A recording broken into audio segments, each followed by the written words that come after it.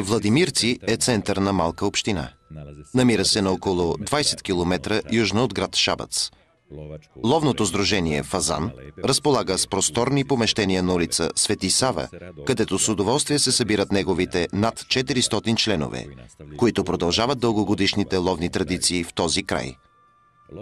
Ловният район Орлача, стопанисван от сдружението «Фазан», спада към Одринско-Колубарската област и заема площ от почти 34 000 хектара.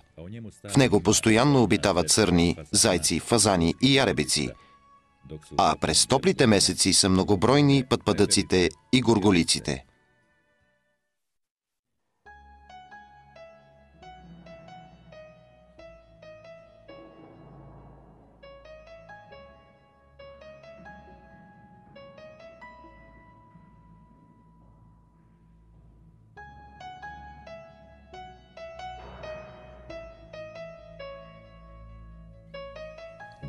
Хълмистият терен на ловния район Орлача, стопанисван от сдружението «Фазан» от Владимирци, е изключително подходящ за добър, емоционален, но и доста труден лов на срандаци с издебване и претърсване на терена.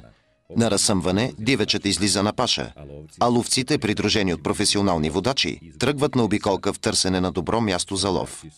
Срандаците са предпазливи и плашливи и при най-малкото подозрително движение или шум побягват.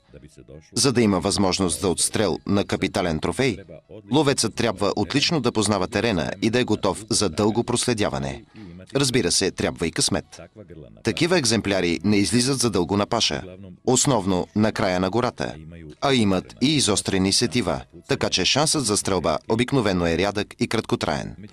Когато обаче ловецът не преследва трофеен екземпляр, ловът с издебване е най-успешен, тъй като ако срандакът е до 3 годишен, с предпазливост, опит и търпение, е възможно да се стигне достатъчно близо до него.